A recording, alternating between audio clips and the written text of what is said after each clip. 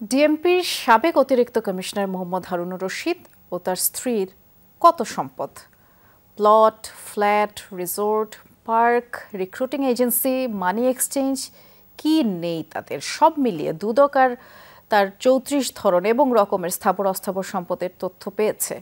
তা যাচাই Bangladesh bank, police headquarter, ভূমি অফিস সহ সরকারি অর্ধ শতাধিক অফিসে চিঠি দিয়েছে দুদক। অনুসন্ধানে গঠন করা হয়েছে ৩ সদস্যের কমিটি। সিলন ফ্যামিলি ব্লেন্ডের কড়ালিকার আর সতেজ সাদের পারফেক্ট ব্লেন্ডে স্বপ্নেরা মিলুক টানা।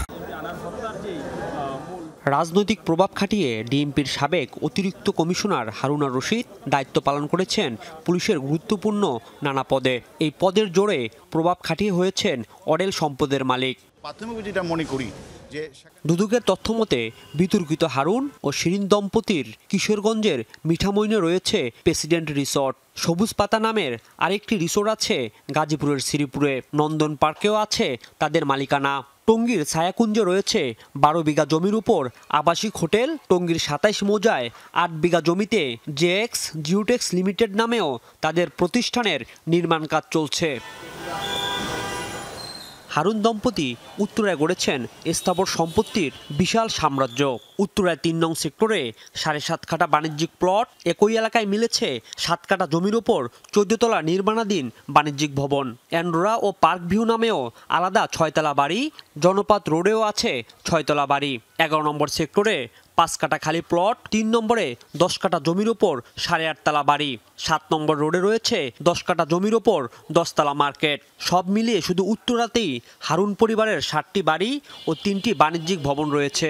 আছে ৭০ কাঠার মতো আলাদা আলাদা ১৪টি প্লট।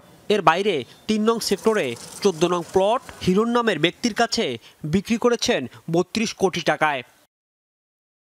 বনানী কবরস্থানের দক্ষিণে ২০ কাঠা প্লট দখল করে একটি কোম্পানির কাছে ৭০ কোটি টাকা বিক্রির অভিযোগ আছে হারুনের বিরুদ্ধে।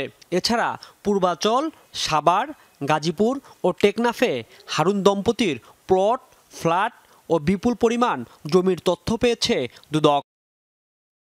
হারুন দম্পতির নামে রিক্রুটিং ও ট্রাভেল এজেন্সি আছে। মেঘনা নামের মানি এক্সচেঞ্জও রয়েছে তাদের। গোল্ডেন স্কাই ফুডওয়্যারে রয়েছে ৬ কোটি টাকার শেয়ার। স্ত্রীর নামে যুক্তরাষ্ট্রে পাচারকৃত ১৫৩২ কোটি টাকার সমপরিমাণ বৈদেশিক মুদ্রা এফবিআই আটক করার তথ্যও পেয়েছে দুদক।